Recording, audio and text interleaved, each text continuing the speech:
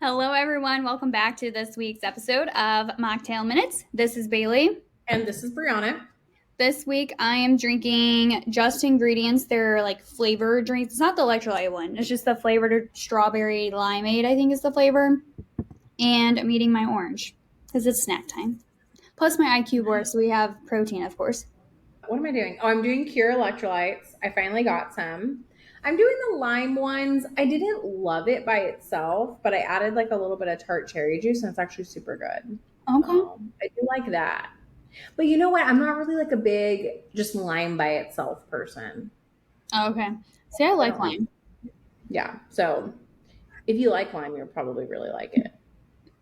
Yeah. But if not, we'll splash tart cherry juice. I love cherry juice too. The frozen cherries, like the dark red cherries, those are so good for a smoothie, or I'll pack them for lunches and they're like semi-frozen when you get to lunchtime if you keep it in the fridge.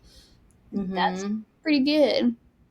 I like adding those like the night before to like some yogurt or oats, and then in the morning they're kind of like, I don't know if gooey is the right word, but you know what I They're mean. like, They're just they like got a little bit of firm like a gel. mush. Yeah, it's like kind of like a jelly, but not. I don't know. It's really good. That's like my favorite hack. It's cheaper for frozen fruits and they just last longer. So if you don't want to keep making the same things every day, you could just like 2 weeks from now, you'll still have cherries in your freezer. I'm going to get some this week and use them for lunches. Not going to try it for breakfast because baby doesn't like anything but his bananas. So lunches. He knows what he likes, right? Stubborn little guy.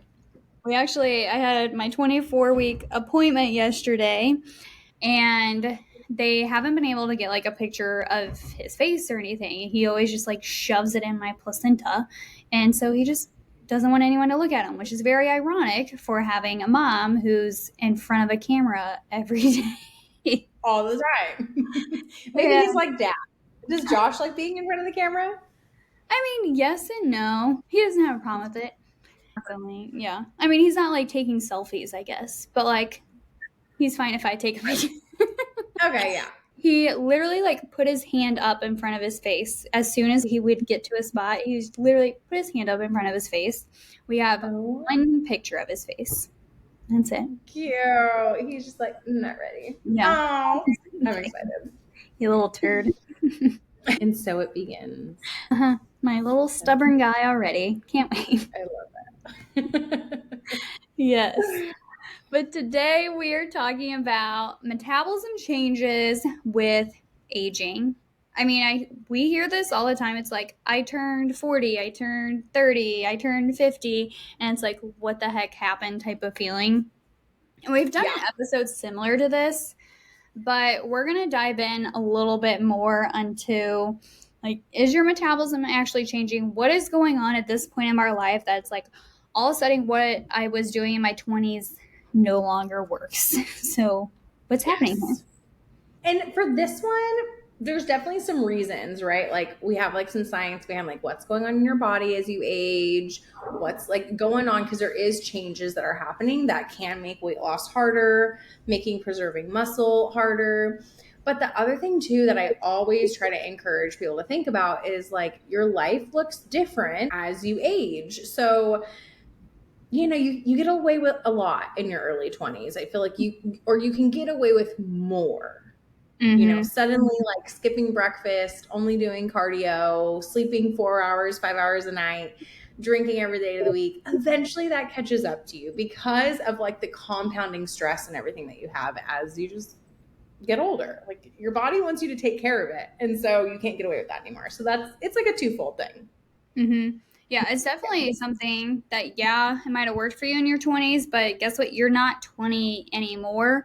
And probably because you did that in your 20s, that led to what's going on now as well because of all that stress built up.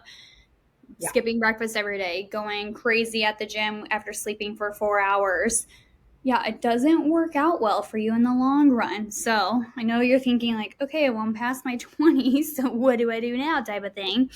So let's go into like explaining what could be happening, like what to do about it type of thing. I would say the first major thing is like your body composition changes. Mm-hmm. And I mean, as we age, especially women, we lose muscle mass. So, even thinking about this, like one of the most important things you can do starting now is get that protein in, get strength training in. Your body will thank you not only for how you're going to feel today, but also how you're going to feel in the next 5 years, because your muscle is going to be like gold. Yeah, we use that like phrase in Metabolism Makeover, like muscle is money. You want more of it, especially as you age, because the more that you have, the better off you're going to be. And you naturally start to lose muscle mass. It's like 3 to 8% each decade. Like once you turn 30, it's like 3 to 8% each decade is how much of your muscle mass that people lose. And then again, this increases after 60. And so this is why I try to get women to think like, yes, I know right now you want to lose weight and you want to be thin, right? And like totally fine. We've done episodes on why like losing weight is totally okay. But doing it in the right way is so important, because if you're just losing muscle, how is your body going to respond when you're 40, 50, 60, 70 years old, right? Like at what expense is my whole thing. Mhm. So losing weight in a way that doesn't jeopardize your muscle is super, super important. And then in turn, it's going to make it easier for you to keep that weight off when you start to age and just gradually, naturally lose muscle. And it's so So, hard to think about too, because I mean, so many companies are just focused on let's get these people quick results so that way they tell everyone about our company, and then when they're no longer able to sustain it, then it's their fault. And it's not, yes. it looks good on us, but that's not what we do as your dietitian if you work with us one on one or in Metabolism Makeover. And I think it is hard because you're having to unlearn, you're still having to decipher, like, what do I follow? And I think when it comes to that, like, if you are hiring someone to be your coach, then that's a time to kind of quiet the outside noise, because the internet is not looking at your lifestyle. The internet is not looking at your personal history. They're not looking at you as a person. They're just looking at a bunch of different things. It's Mm-hmm. just for like the general public. So Yeah. I think it can be a little bit hard to think about the long term when we are so surrounded by all these short term things. And I would say that's part of our job as being a dietitian, is to point out these amazing wins that you are having, even if you're like, well, the scale is moving. Okay, scale's not moving, but you lost 2 inches. Scale's not moving, Mm-hmm. but instead of eating 1,000 calories a day, you're now eating 1,400, and you're feeling more energy. You can actually make it through your day, and you can play with your kids better after work. Those are Yeah. amazing things. I mean, digestion, like pooping every day, that is a great win that we brush off the shoulder. I'm like, that's amazing that you are pooping every day. I love to hear it, type of thing. I want to see you moving. Yes. Not So we but have to think about the long term. Even though I'm a weight loss dietitian, of course, I'm okay with you wanting to lose weight. That's what you're coming to me for. But I'm not okay with just chasing a number. We have to Mm-mm. look at all of these aspects and think about the other areas. Yeah, these numbers can be great goals, but we have to have other goals around it. And I actually was talking to someone about this, was it yesterday, where she's like, I just want to be under the specific number. I was like, why? She's like, well, because I just want to lose weight. I'm like, why? Like, why do you just want to lose weight? And so it came to be about like confidence. I want my clothes to fit better. I want to shop in a normal section of a store and feel confident with not being like, okay, if I put this on, it's going to suction to me type of feeling. So Yeah. those types of reasonings go way beyond just what does the scale say? Especially because, and I tell clients this too, the scale might say something different than you think it will, right? So I'm like, you may look the way you want to look, be the size that you want to be, fit into the clothes that you want to fit into, and the scale might say something higher you have to come to terms with that being okay. Because for me, if I'm like, wow, you lost all these inches, you're feeling good in your skin, but the scale is like maybe, higher, or it might be not as low as you think it is. To me, that tells me, okay, we've like held on to your muscle mass, or we've built muscle mass. And I think for a lot of women, like the number on the scale just, it haunts them. It haunts them. Absolutely. Like I will see women who are like, I don't want to weight train because I'm terrified for the scale to go up. I'm like, but Mhm. you're being very short-sighted about it. And really, the scale just gets in the way. I'm always, yes, being a weight loss dietitian, people have goals. I would dig deeper. Why is that number? Because everybody has a number. Like I guarantee you, if you're listening right now, you're like, I have a number in my head.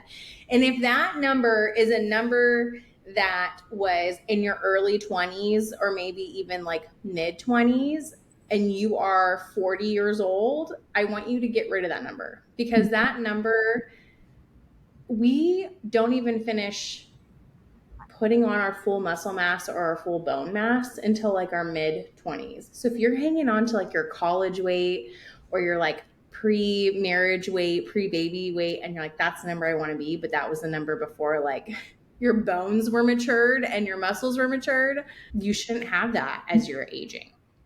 I like to use a number, like asking them, where do you feel good at? Because Mm-hmm. that's going to be more important. And if you're someone who has weighed yourself before, you know what number you felt good at. I mean, a lot of people come to me and they'll use like the ideal weight they find online. And I'll tell you this, I Yes. mean, I'm higher than my ideal weight, and that's okay. I always think it's funny too, because we are like ideal body weight, BMI, like all this stuff. And then as soon as somebody turns 60, suddenly it's like anything under a BMI of 24 is considered unhealthy for an aging adult, right? And it's like, oh, we were trying to be like 20 BMI my whole life. And suddenly it's like a bad thing. And then same thing with ideal body weight. Like in a clinical setting, most people over the age of 60 who are anything less than like 110% or 120% of their ideal body weight have health issues, as in like bone mass, muscle mass, that sort of thing. So it's just fun. I wish like we would start thinking about these things earlier, instead of being like, you must be thinner, must be thinner, must be thinner. And then all of a sudden you turn like 60 and it's like, oh, wow, you're unhealthy. You need to like gain weight and muscle mass. It's like, well, now's the wrong time. Mm-hmm. Now's not the great time. No, I mean, you can totally put on muscle mass in your 60s, and you should definitely be like working on that. But if that's where you're starting, you're at a disadvantage. Mm-hmm. And that's what I see a lot. Yeah. And it's never too late to start. Like, don't feel like because you're 60 years old, you can't hop into the gym. Absolutely. And you don't have to start at 20-pound dumbbells. Start at body weight, start at 5 pounds. Just start somewhere and you're going to see the benefits because your metabolism changing. I mean, part of it is like your basal metabolic rate declines, which this represents the amount of energy your body needs to maintain just your basic life functions. We can't really change anything with this except for our muscle mass. If we change our muscle mass and prevent or help prevent that loss of muscle mass, so that's called sarcopenia, then we're going to keep that basal metabolic rate up higher because muscle tissue is more metabolically active than fat tissue. And it's not like even if you were like, okay, well, in my 30s, I worked out all the time, I had all this muscle, and then it like turned into fat. Like, that's not a thing. Your muscle does not turn into fat, they're different tissues. But if your life looks different and you're no longer getting those workouts in, your eating has changed, then you lost muscle and you gain fat mass. So that's going to look and feel different. So those body composition changes happen, which kind of brings us to another part that changes is, what does your life look like now? What does your Mm-hmm. stress look like now? At these time periods, it's often weird times in your life where it's like maybe kids are moving out or kids are in college. So now you're kind of stressed about that. Or maybe you're about to retire and you're like, I really enjoy working. You're like, I don't know what I'm going to do with my life. Like, what do I do with this part, my next stage of life? Or you're stressed Yep. because all of a sudden you're gaining weight and you're not sure why. Or, just like so many things can come up. It's just you're in a different life stage and navigating Yeah. that. Yeah. And I think that's why, like call back to all of our like, oh, stress management, mindset things. It's so important to have a good mindset and stress management techniques because everybody seems to think like once I just get done with this, life won't be as stressful. Like once my kids get a little bit older, or once I retire, or once I achieve this in my career or whatever. But life is always stressful. It's just a different type of stress. Really, the only time you're kind of stress free is when you're naive to it, which doesn't Yeah. happen anymore as we And get I, older, and all that affects it. It affects how we deal with stress, and what we use as stress management totally impacts us. So if you're someone who like is maybe a little bit more of an emotional eater, or you like to drink alcohol a little bit more, or you do a little bit more self-sabotaging things as you get older, it's much more difficult to maintain the weight you want to maintain because your body is now starting to work even more against you, and the things that you're doing is you're working against your body, if that makes yeah, we have to stop waiting for the perfect time to do anything. We have to stop waiting for life to slow down. We have to stop waiting for all these different areas of our life and using stress as our crutch, which we talked about last episode. So we're not going to go into it, but stress is sense. a big piece that can contribute to weight gain once you're aging or feeling like your metabolism is slowing. I mean, even stress that you're putting on your body. If you're not eating enough, yeah, that's a stressor. If you're not Mhm. eating enough plus over exercising, that's a stressor. If we have poor gut Mhm. health, that's a stressor. So lots of different things can contribute to that. I think we also have to stop blaming our hormones for everything. Yeah, I Now, agree. do they play do they change and do they play a part? Absolutely. But Mhm. to just kind of throw in the towel and be like, I'm gaining weight because of my hormones, but we haven't even looked at what you're eating, what your movement looks like, what your stress management looks like, what your gut health looks like, what your sleep looks like. We Yeah. can't just sit here and blame our hormones. And when we start to focus on those pieces, a lot of times your hormones can even out. It's not like you had to do all these testing or anything. I mean, Yeah. yeah, they're going to change, but I there's something you think can do about it. hormones can play a part. Mhm. Absolutely, they do. But I think it's so easy in our minds to be like, you know what? It's a hormone issue. And that's why this is happening to me, because that feels good to us. And it feels like, okay, how do we fix our hormones? What can we do that's not lifestyle changes? Like, it's so hard to be like, what's really, yeah, maybe it is your hormones, but it's what you're doing to impact those hormones. And I think people have a hard time accepting that. I mean, as we age, like, yes, going through menopause and the changes in like estrogen and progesterone, like, Yeah, yes, they they absolutely absolutely play do a part. change. We're not saying they're not changing and they're not affecting you. Right. But if you aren't willing to do certain lifestyle changes that's going to help you as your age and your hormones change, it's not really going to matter. Like, yeah, you could do HRT, and that's something like I definitely think more women should do. Absolutely. But we lean on a lot of these things as like, I'll just do this HRT, or I'll just get on this medication, and then like, that'll be fine. And we're just thinking about short term again, when I it's think like, really, your hormones is like a compounding issue of a lot of things that you've been doing for a long time. Mhm. Yes, absolutely. And I think sometimes it feels better to just be like, it's my hormones, than I just need to change my eating. Because it's Yes. like, okay, now we have a specific reason. Where sometimes with the nutrition, we have to play around with it a little bit. And there's a lot more to it than, just I don't know. Sometimes, like, I think it's just easier almost to be like, it's just my hormones instead of, Yes. It's like, oh, it's not me or anything I'm doing. It's just my hormones. And acting as if like what we do doesn't impact our hormones. You know what I mean? There's even like the well, last even couple years, thinking about like when as we're I, on our period. yes. That's something I just thought of. So, like, thinking about if for the women, when you're on your period and we're like, it's just my hormones, I'm craving so much. Well, something like adjusting your magnesium intake, adjusting your starchy carb intake, then you can have improved symptoms, not feel as crummy on your period. And then we just stop blaming our shitty eating habits on our period on Yes. our hormones. We learn to balance it out, and we still can have dark chocolate if we want it. It's just like, what can I do a little bit differently to support myself right Mhm. now to really feel good after whatever this is that I'm feeling or that I'm going through? Because, yeah, hormones definitely impact it. But yeah, like you said, it's almost like a crutch. Like, we in a sense are like, oh, it's our hormones, we can't control it, it is what it is. And I think so many women find themselves there like, oh, it is what it is. And then you have a lot of doctors who are like, it is what it is. You know what you need for your insulin resistance or for whatever, you need this. When it's like, okay, maybe you do need a little bit of help with medication, totally fine. But if you're just doing medication and you're not looking into lifestyle changes, it's like a huge disservice to you. Mm-hmm. It really is. And so, but to each his own. Right. But I do feel like this is like a hot topic, and I feel like we should have someone come in and talk about it a little bit more, because I feel like so many women are just like, it's my hormones, I can't do anything, I'm aging, so this is why I can't lose weight, this is why I can't gain muscle, there's nothing I could do about it, and they just kind of feel defeated. And it's like, well, no, you can absolutely do something Mm-hmm. about it.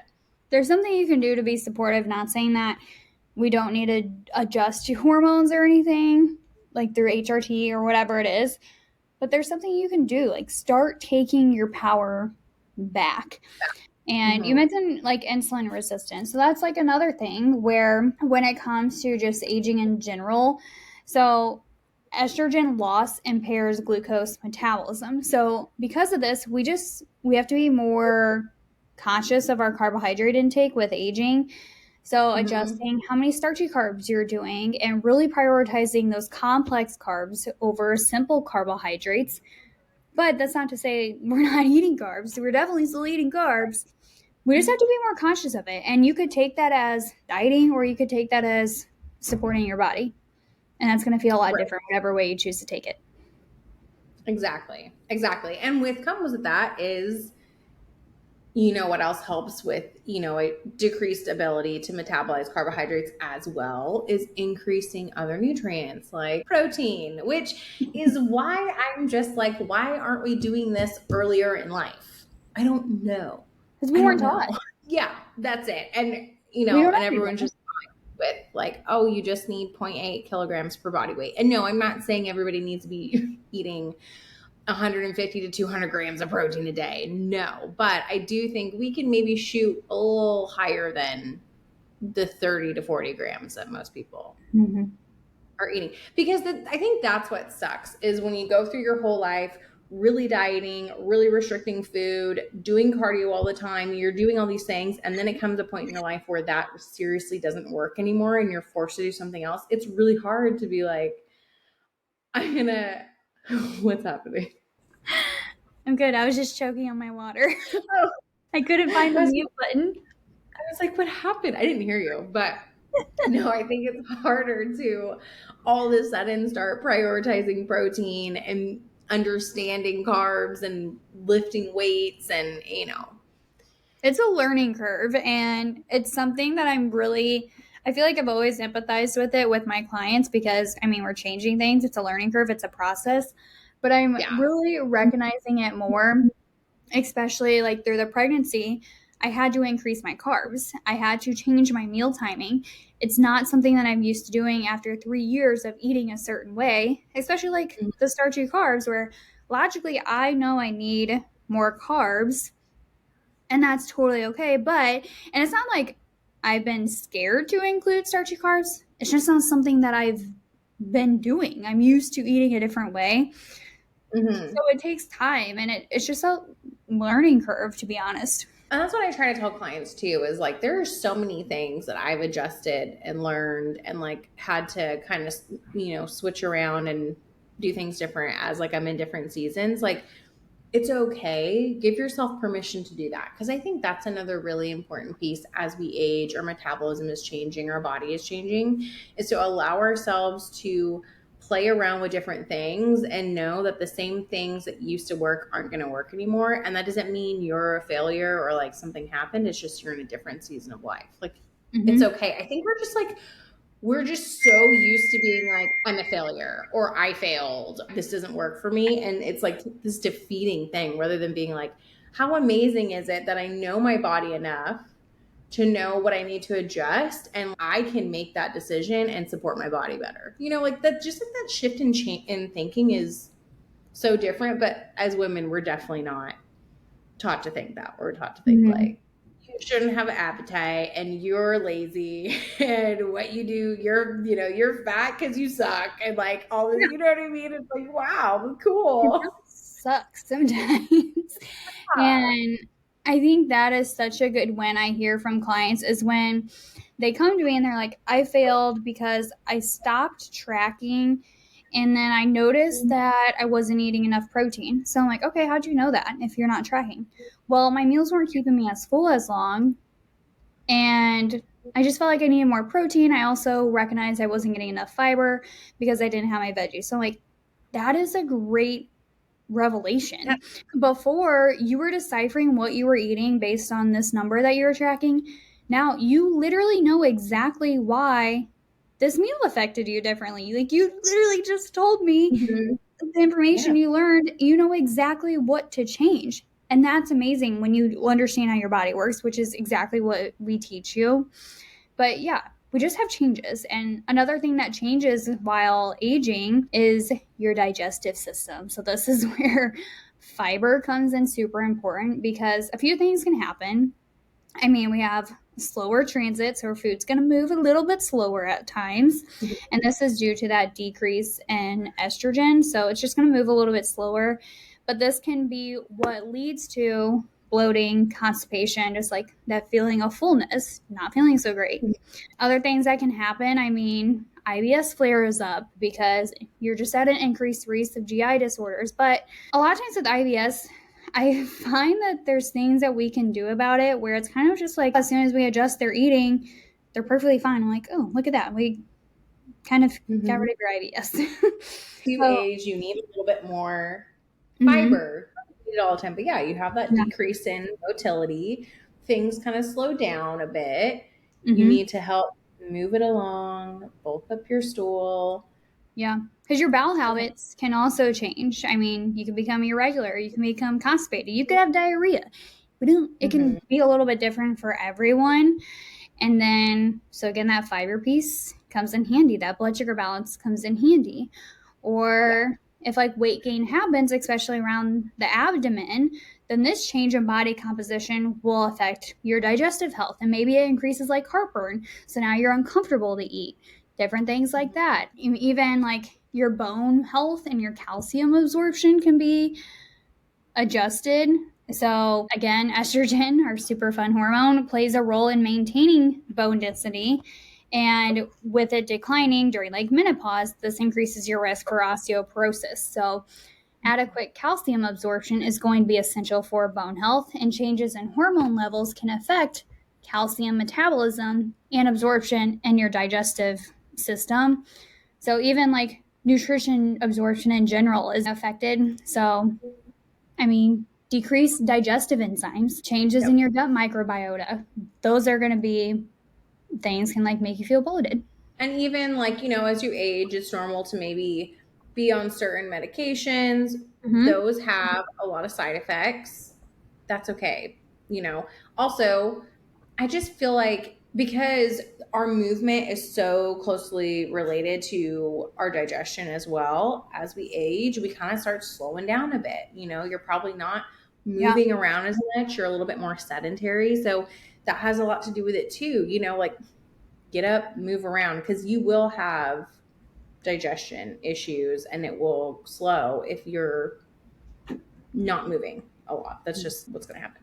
So basically, you have body composition changes. Your hormones are changing, but doesn't mean we have to blame them for everything. Your Yeah. insulin response changes. Our stress changes, whether that's external or internal stressors. We have digestive changes. We have nutrient absorption changes. There's a lot going on right now. But the Hmm. good news is something like blood sugar balancing can actually help in all of those areas I just listed. So it's Yeah. not as daunting as I feel like it might sound, where it's like, holy crap, that's a lot of things that are happening. I'm doomed. Like, no. You're not doomed. Yes. Like simple lifestyle tweaks, like really making sure you're having a balanced diet with all the nutrients in a ratio that does help balance your blood sugar. Really trying to build and maintain lean muscle mass, having good stress management habits, being active every day, however that may look, like decreasing sedentary time, like All of this is going to help you as you age. And I feel like, I mean, I see it all the time. So many people are like, I wish I would have known this sooner. I wish I would have started this sooner, because it feels really defeating when all of a sudden you're in a place in life where all these things are kind of stacked up against you, and you haven't really, put together a solid game plan for how your body is going to react to aging. So, Mhm. but again, you can start at any age, and there is very simple interventions. Like if you work with us one-on-one, we have it. Okay. We have like a couple of things that we can help you start doing right now. That's like, okay, I'm already feeling so much better. Like I'm building momentum. This is good. It doesn't feel so daunting, because that we quiet the noise, Mhm. really is what it is. Or else you're going to be wanting to try all these things. Yes. We help you quiet the noise and we give you kind of a game plan. So that way you also don't feel like you don't have to implement every single thing at one time, because that is overwhelming and that's going to be a lot harder to sustain. So we just do Mhm. baby steps and that's what's going to get you those wins. Exactly. So we hope that you found this helpful and, I don't know, empowering, maybe helped you understand your body a little bit more. That's what we're aiming to do here. Yeah, your metabolism is changing, but that doesn't mean You're you're doomed. doomed. We No. can help you out here. Our whole focus is on supporting your metabolic ecosystem. That's literally Yeah, our job. that's what we do. So feel empowered. Don't feel so overwhelmed. Stop just blaming your hormones. Stop waiting for the right time. Stop waiting for the kids to move out. Stop waiting. Yeah, Take an action step today. I don't care what it is, but take action and take control of your life. You're going to feel good doing that. you're never going to go wrong with it. So, Yeah.